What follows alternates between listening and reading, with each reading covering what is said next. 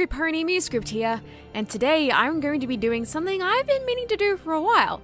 A countdown of my personal worst and best FlutterCord portrayals in audio dramas. In terms of romantic MLP audio dramas out there, most of them focus on Fluttershy and Discord, and to be honest, who can blame them? Ever since the Season 3 episode Keep Calm and Flutter On came out 12 years ago, they've become one of the most popular MLP ships. So how many FlutterCord audio dramas are out there? Well, technically there's 6, but I'm going to be putting 2 of them into one category. And I'll be going from the mostly toxic portrayal to the healthiest. So there will be spoilers ahead for all the productions I'll be mentioning today. Anyways, without further ado, let's delve right in.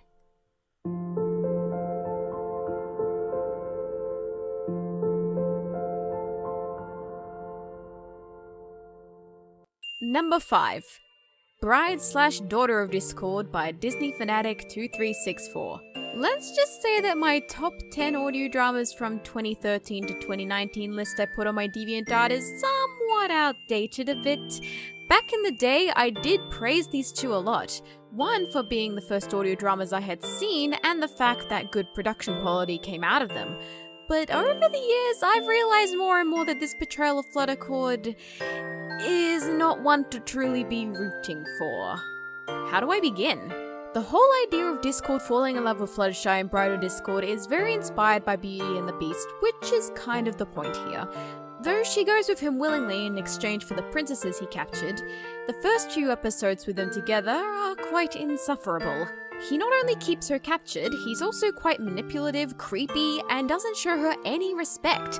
Not to mention he mind controls her in the penultimate episode thanks to the good old misunderstanding trope. He does impress her a couple of times and they have some happy moments together. They also do fall for each other as Discord changes his evil ways, and I could forgive them if that's where their problems end. But then comes Daughter of Discord. These two are supposed to be happily married, but most of the moments with them on screen just have them constantly arguing. In episode 7, they fall into the same trap as Bride of Discord by having a miscommunication, which could have easily been solved if they just calmly talked things out. But unfortunately, the plot must happen. Even though episode 5, Discord saw a changeling, episode 6, they talk about changelings, but never once did they question changelings could be involved when Discord sees Fluttershy with another stallion?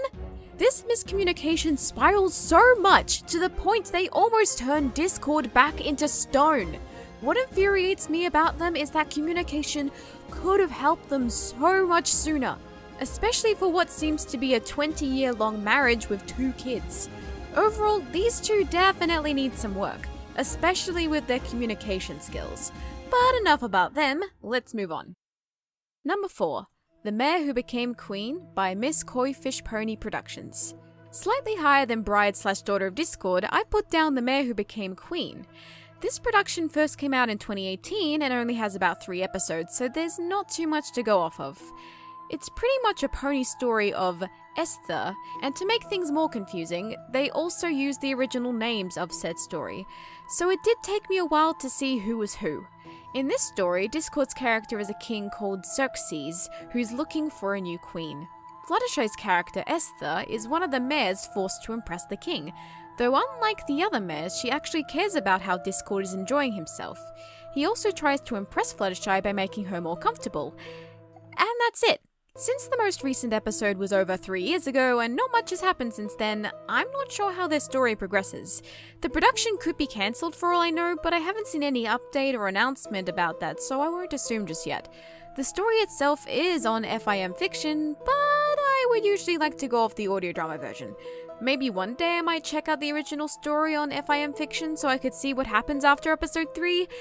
Overall though, they have a more healthy start than the previous century, and things will only get healthier from here. Number 3. The Last Adventure by Eveeka. Like the last entry, this production also only has 3 episodes, but unlike it, it's a naturally short production so it's fully completed.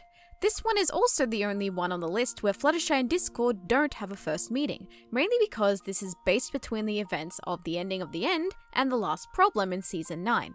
So because of this, everyone antagonizes Discord for letting the villains loose just to challenge Twilight. except for Fluttershy. He goes into the Everfree Forest to mope, only to be bitten by a chimera and slowly succumbs to poison. The main six go in after him and Fluttershy confesses her feelings to him, but it turns out that being antagonized by everyone isn't the only thing bringing him down. He chooses to turn Fluttershy down since he's afraid of outliving her, and that's where the main conflict drives from. Though these two support one another, even when he briefly dies, they have an argument which really derails off the tracks instead of being honest with each other. They do make up afterwards, so it's not as insufferably long as Daughter of Discord, thank goodness. And he also seems to be at peace with himself after he lets his feelings out. In the end, he chooses to give up his immortality to be with Fluttershy and live a normal life with her, which I find really sweet and bittersweet. Besides their little argument and Discord not being completely honest at first, their relationship is still adorable to watch, but still behind the top two. Number 2, The Element of Kindness by BlueHeartTattoo. Coming in second place is a production I didn't think was going to be a FlutterCord story at first, seeing as how we don't even see Discord till the end of episode 2. But anyways, in this story, Fluttershy had been captured by the changelings when she was just a baby, so her self-esteem is not the best here, but she slowly grows more confident when she runs away and befriends the ponies. Discord is only curious and tries to have a bit of fun in his own way, which is chaos beyond Fluttershy's comfort. Episode 4 is when things start to develop a bit more between them though. Discord slowly changes himself to make her more comfortable and even helps her in quite a few things such as saving her from a Hydra and giving her reading lessons. He's also the first creature that Fluttershy opens up to about her trauma with the changelings, and he's very understanding about it. In episode 5, when it's revealed that she's the missing element bearer, Discord fears more about Fluttershy's safety than his own, which definitely contrasts to how he was acting 2 episodes prior. Though this series only has 1 episode a year, what has been shown so far is a very healthy depiction of the couple, and shows how they can both influence each other to be better. But there's one production that does this even better. Number 1, The Forest Beast by SugarCloud. Yes, you all saw this coming, so it wasn't a big surprise that this would be my number 1, but let's go into detail as to why it's my favorite portrayal. Previous versions of FlutterCord would have her be scared of him on their first meeting in one form. Maybe even feel like she's trapped with him at first. But the Forest Beast pulls an Uno reverse card.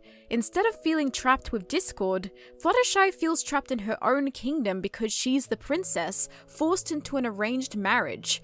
Because of this, Fluttershy here is more curious and open-minded, and more willing to speak her mind. And instead of being the confident one, Discord is portrayed as the shy and secluded one.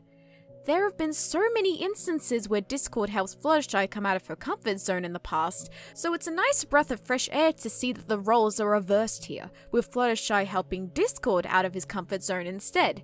I also find it rather sweet that they see something they're missing in each other. Fluttershy has been trapped and unable to speak her mind while her life gets planned for her. She sees Discord as an escape from the pressures and someone she can confidently confide in.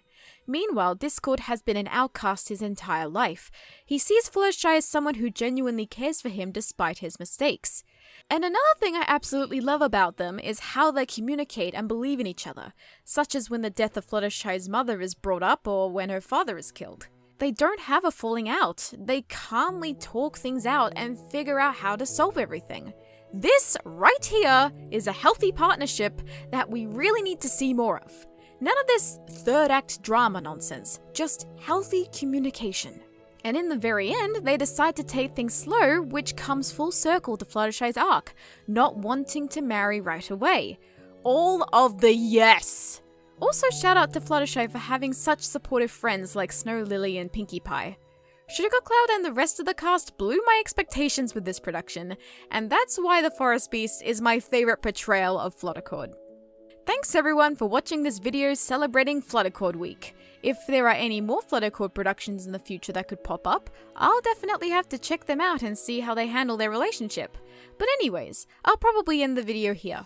Thanks for checking this video out and stay tuned for future uploads on my channel. Bye! This is MuseScript's signing out.